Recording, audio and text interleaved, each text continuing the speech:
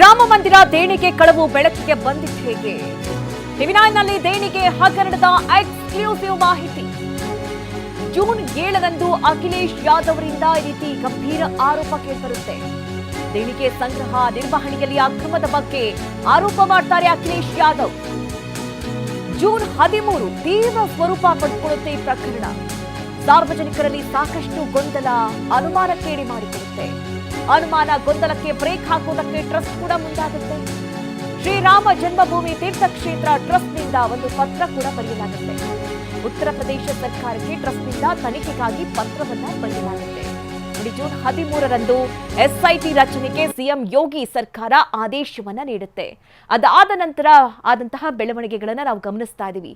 ಯಾವಾಗ ಎಸ್ಐಟಿ ರಚನೆ ಆಯಿತೋ, ಯಾರ್ಯಾರು ಇದರಲ್ಲಿ ಭಾಗಿಯಾಗಿದ್ದಾರೆ, ಯಾರ್ಯಾರು ದೋಚ್ತಾ ಇದ್ದಾರೆ, ಯಾರ್ಯಾರು ಲೂಟಿ ಹೊಡಿತಾ ಇದ್ದಾರೆ, ಯಾವ ರೀತಿಯ ಅಕ್ರಮ ಎಸಗ್ತಾ ಇದ್ರು, ಯಾವ ರೀತಿಯ ಹಣ ಹೊಡಿತಾ ಇದ್ರು, ಎಲ್ಲಾ ವಿಚಾರವನ್ನ ಎಸ್ಐಟಿ ಕಲೆ ಹಾಕಿದೆ.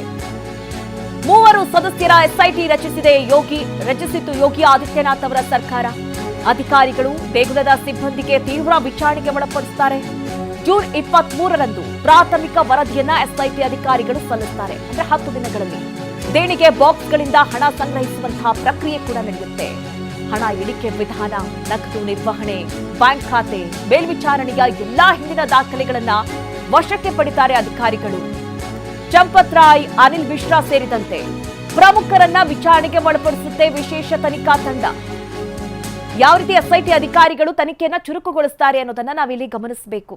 ಯಾವಾಗ ಸಿಎಂ ಯೋಗಿ ಆದಿತ್ಯನಾಥ್ ಅವರ ಸರ್ಕಾರ ಎಸ್ಐಟಿಯನ್ನ ರಚನೆ ಮಾಡ್ತು, ಜೂನ್ 13ಕ್ಕೆ ಎಸ್ಐಟಿ ರಚನೆ ಆಗತ್ತೆ. ಅದಾದ ನಂತರದಲ್ಲಿ ದೇಣಿಗೆ ಹಣ ಸಂಗ್ರಹ ಯಾವ ರೀತಿ ಆಗ್ತಾ ಇತ್ತು, ಅದನ್ನ ಯಾರ್ಯಾರು ಎಣಿಕೆ ಮಾಡ್ತಾ ಇದ್ರು, ಎಲ್ಲಿ ಎಣಿಕೆ ಮಾಡ್ತಾ ಇದ್ರು, ಎಷ್ಟು ಜನ ಇರ್ತಾ ಇದ್ರು, ಅದಕ್ಕೆ ಏನೆಲ್ಲ ಪ್ರೊಸೀಜರ್ಗಳನ್ನ ಅವರು ಫಾಲೋ ಮಾಡ್ತಾ ಇದ್ರು, ಸಿಸಿಟಿವಿ ಕ್ಯಾಮ್ರಾಗಳನ್ನ ಅಳವಡಿಕೆ ಮಾಡಲಾಗಿತ್ತು, ಅದು ಯಾವ ರೀತಿ ವರ್ಕ್ ಆಗ್ತಾ ಇತ್ತು, ಎಲ್ಲಾ ವಿಚಾರಕ್ಕೆ ಸಂಬಂಧಪಟ್ಟಂತೆ ತನಿಖೆ ವೇಳೆ ಸಿಸಿ ಕ್ಯಾಮ್ರಾಗಳನ್ನ ಮರೆಮಾಚಿದ್ದು ಕೂಡ ಪತ್ತೆಯಾಗಿದೆ.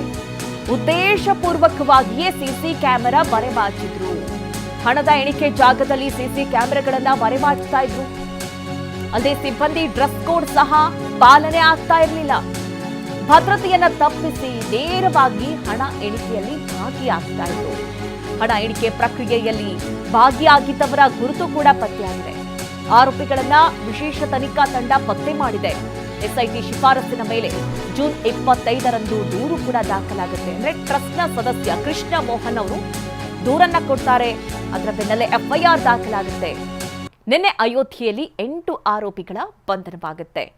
ಇನ್ನು ಈ ಬಗ್ಗೆ ಮಾಹಿತಿಯನ್ನ ಕೊಡ್ತಾ ಇದ್ರು ನಮ್ಮ ಪ್ರತಿನಿಧಿ ಹರೀಶ್, ನಾವು ಗಮನಿಸ್ತಾ ಇದ್ದೀವಿ ಇವರು ಯಾವ್ಯಾವ ರೀತಿ ಪ್ಲಾನ್ ಅನ್ನ ಮಾಡ್ತಾ ಇದ್ರು ಹಣವನ್ನ ಹೊಡೆಯೋದಕ್ಕೆ. ಒಂದ್ ಕಡೆ ಎಲ್ಲಾ ರೀತಿಯ ಭದ್ರತೆ ಇದ್ರು ಕೂಡ, ಸಿಸಿ ಕ್ಯಾಮೆರಾ ಕಣ್ಗಾವಲಿದ್ರು ಕೂಡ, ಅದನ್ನ ತಪ್ಪಿಸಿ ಕೂಡ ಅವರು ಯಾವ ರೀತಿ ಲೂಟಿ ಹೊಡಿತಾ ಇದ್ರು ಅನ್ನುವಂತಹ ವಿಚಾರವನ್ನ ಎಸ್ಐಟಿ ಈಗಾಗಲೇ ವರದಿಯಲ್ಲಿ ತಿಳಿಸಿದೆ. ಜೊತೆಗೆ 8 ಜನರನ್ನ ಬಂಧನ ಒಳಪಡಿಸಿದೆ. ಇನ್ನು ಯಾರ್ಯಾರೆಲ್ಲ ಭಾಗಿಯಾಗಿದ್ದಾರೆ, ಎಸ್ಐಟಿ ತನಿಖೆ ಮುಂದುವರೆದಿದೆಯಾ, ಏನ್ ಅಪ್ಡೇಟ್ ಸಿಗ್ತಾ ಇದೆ ಹರೀಶ್? ಹೌದು ಮಧು ನಾಗರಾಜ್, ಈಗಾಗಲೇ ದೇಣಿಗೆ ಕೊಟ್ಟಿರುವಂತವರು ತಾವೇನೇನು ದೇಣಿಗೆ ಕೊಟ್ಟಿದ್ದೀವಿ ಅದನ್ನ ಬಹಿರಂಗ ಪಡಿಸ್ತಾ ಇದ್ದಾರೆ. ಇದ್ರ ಬಗ್ಗೆ ಲೆಕ್ಕಪತ್ರವನ್ನ ಕೊಡಿ ಅನ್ನುವಂತ ನಿಟ್ಟಿನಲ್ಲಿ ಕೇಳ್ತಾ ಇದ್ದಾರೆ. ಕೆಲವರಿಗೆ ರೆಸಿಪ್ಟ್ ಕೊಟ್ಟಿದ್ದಾರೆ ಈ ದೇಣಿಗೆ ಕೊಡುವಂತ ಸಂದರ್ಭದಲ್ಲಿ, ಬಹುತೇಕರಿಗೆ ರೆಸಿಪ್ಟ್ ಅನ್ನ ಕೊಟ್ಟಿಲ್ಲ. 200 kg ಬೆಳ್ಳಿ ಇಟ್ಟಿಗೆಗಳನ್ನ ಕೊಟ್ಟರು ಕೂಡ ಅದಕ್ಕೆ ರಿಸಿಪ್ಟ್ ಕೊಟ್ಟಿಲ್ಲ ಅನ್ನುವಂತದನ್ನ ಸಿಂಧಿ ಸಮುದಾಯದವರು ಆರೋಪವನ್ನ ಮಾಡ್ತಾ ಇದ್ದಾರೆ.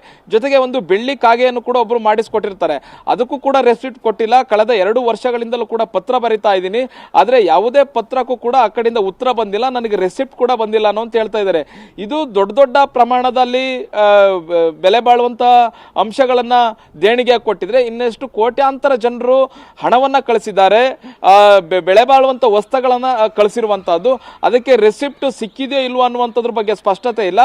ಯಾರು ರೆಸಿಪ್ಟ್ ಸಿಕ್ಕಿಲ್ಲ ಅವರು ಎಲ್ಲರೂ ಕೂಡ ಈಗ ಮಾಧ್ಯಮಗಳ ಮುಂದೆ ಬಂದು ಹೇಳ್ಕೊಳ್ತಾ ಇದ್ದಾರೆ ನಮಗೆ ರೆಸಿಪ್ಟ್ ಸಿಕ್ಕಿಲ್ಲ ಅಂತ. ಯಾವ್ಯಾವುದಕ್ಕೆ ರೆಸಿಪ್ಟ್ ಸಿಕ್ಕಿಲ್ಲ, ಆ ದುಡ್ಡು ಅಥವಾ ಆ ಬೆಲೆ ಬಾಳುವ ವಸ್ತುಗಳು ದೇಣಿಗೆ ಏನಿದೆ ಅವೆಲ್ಲವೂ ಕೂಡ ದೋಚಿದ್ದಾರೆ ಮತ್ತೆ ಕಳ್ಳತನ ಮಾಡಿದ್ದಾರೆ ಅನ್ನುವಂತಹದೀಗ ಸ್ಪಷ್ಟವಾಗಿ ಗೊತ್ತಾಗ್ತಾ ಇದೆ. ಹಾಗಾಗಿಯೇ ಟ್ರಸ್ಟ್ನ ಪ್ರಮುಖ ಪ್ರಧಾನ ಕಾರ್ಯದರ್ಶಿ ಆದಂತಹ ಚಂಪತ್ ರಾಯ್ ಅವರು ಅವರೀಗ ತಮ್ಮ ಸ್ಥಾನಕ್ಕೆ ರಾಜೀನಾಮೆಯನ್ನು ಕೊಟ್ಟಿದ್ದಾರೆ, ನೈತಿಕ ಹೊಣೆ ಹೊತ್ತು ರಾಜೀನಾಮೆಯನ್ನು ಕೊಟ್ಟಿದ್ದಾರೆ. ಜೊತೆಗೆ ಅನಿಲ್ ಮಿಶ್ರಾ ಅವರ ಟ್ರಸ್ಟ್ ಅವರು ಕೂಡ ನೈತಿಕ ಹೊಣೆ ಹೊತ್ತು ರಾಜೀನಾಮೆಯನ್ನು ಕೊಟ್ಟಿದ್ದಾರೆ. ಈ ಟ್ರಸ್ಟ್ ನಲ್ಲಿ ಸಾಕಷ್ಟು ಮಂದಿ ಇನ್ನು ಟ್ರಸ್ಟಿಗಳಿದ್ದಾರೆ. ಮತ್ತೆ ಉಡುಪಿಯ ಪೇಜಾವರ ಶ್ರೀ ಮಠದ ಶ್ರೀಗಳು ಕೂಡ ಈ ಒಂದು ಟ್ರಸ್ಟ್ನ ಸದಸ್ಯರಾಗಿರುವಂತಹದ್ದು. ಅವರ ನಿರ್ಧಾರ ಹೇಗಾಗಿರುತ್ತೆ ಅನ್ನುವಂಥ ಅನ್ನುವಂತಹದ್ದು. ಅವರು ಪೂಜೆ ಪುನಸ್ಕಾರ ಮತ್ತೆ ಇನ್ನಿತರ ಧಾರ್ಮಿಕ ಕಾರ್ಯಕ್ರಮಗಳ ನೇತೃತ್ವವನ್ನು ವಹಿಸ್ಕೊಂತಿದ್ದವರು ಪೇಜಾವರ ಶ್ರೀಗಳು. ಅವರ ನಿರ್ಧಾರ ಏನಾಗಿರುತ್ತೆ ಅನ್ನುವಂಥದ್ದು ಕೂಡ ಬಹಳಷ್ಟು ಕುತೂಹಲ ಇರುವಂತದ್ದು. ಅವರು ಆ ದೇಣಿಗೆ ವಿಚಾರ ಅಥವಾ ಸಂಗ್ರಹಿಸುವ ವಿಚಾರದಲ್ಲಿ ಅವರು ಯಾವುದೇ ರೀತಿಯಾದಂತ ಅವರ ಜವಾಬ್ದಾರಿ ಇರಲಿಲ್ಲ ಅನ್ನುವಂಥದ್ದು ಗೊತ್ತಾಗುತ್ತೆ. ಆದ್ರೂ ಕೂಡ ಟ್ರಸ್ಟ್ ನ ಸದಸ್ಯರಾಗಿರೋದ್ರಿಂದ ಅವರು ಕೂಡ ಒಂದು ಜವಾಬ್ದಾರಿಯನ್ನು ಹೊರಬೇಕಾಗುತ್ತೆ ಮತ್ತೆ ಇದಕ್ಕೆ ಪ್ರತಿಕ್ರಿಯೆಯನ್ನು ಕೂಡ ಅವರು ಕೊಡಬೇಕಾಗತ್ತೆ. ಇದರ ಮಧ್ಯದಲ್ಲಿ SIT ತನಿಖೆಯನ್ನು ಮಾಡುತ್ತೆ. 2 ದಿವಸದಲ್ಲಿ ಏನು ತನಿಖೆಯನ್ನ ಮಾಡುತ್ತೆ, ಸಾಕಷ್ಟು ಅಂಶಗಳನ್ನ ಕಲೆ ಹಾಕುತ್ತೆ. ಇವರು ಹೇಗೆ ಸೇರ್ಕೊಂಡ್ರು, ಇವರು ಗುಂಪಾಗಿ ಈ 8 ಜನ ಆರೋಪಿಗಳು ಏನಿದ್ದಾರೆ ಇವರು ಒಂದು ಗುಂಪಾಗಿ ಒಂದು ಪಿತೂರಿಯ ಮೂಲಕ ಸಂಘಟನೆಯ ಮೂಲಕ ಇವರು ಈ ಹಣವನ್ನ ಲೂಟಿ ಮಾಡಿರುವಂತಹದ್ದು, ಬೆಲೆ ಬಾಳುವಂತಹ ಚಿನ್ನಾಭರಣಗಳನ್ನ ಲೂಟಿ ಮಾಡಿರುವಂತಹದ್ದು ಗೊತ್ತಾಗ್ತಾ ಇದೆ. ಬಹು ಮುಖ್ಯವಾಗಿ ಈ ಆರೋಪಿಗಳೆಲ್ಲರನ್ನು ಕೂಡ ಈಗ ಬಂಧಿಸಲಾಗಿದೆ. ಇವರು ಕೊಟ್ಟಿರ್ತಕ್ಕಂಥ ಮಾಹಿತಿಯಲ್ಲಷ್ಟೇ ಅವರ ಹಣ ಸಿಕ್ಕಿರುವಂತಹದ್ದ, ಅವರು ಬೇರೆ ಬೇರೆ ಕಡೆ ಹೂಡಿಕೆ ಮಾಡಿದಾರಾ ಅನ್ನುವಂಥ ಸಂಪೂರ್ಣ ಮಾಹಿತಿಯನ್ನ ಕಲೆ ಹಾಕುವಂತ ಕೆಲಸವನ್ನ ಈಗ SIT ಅಧಿಕಾರಿಗಳು ಅವ್ರನ್ನ ಬಂಧಿಸಿ ಈಗ ಮಾಡ್ತಾ ಇದ್ದಾರೆ. Madhu Nagaraj. Okay Harish, thank you ನಿಮ್ಮೆಲ್ಲ ಡೀಟೇಲ್ಸ್ಗಾಗಿ.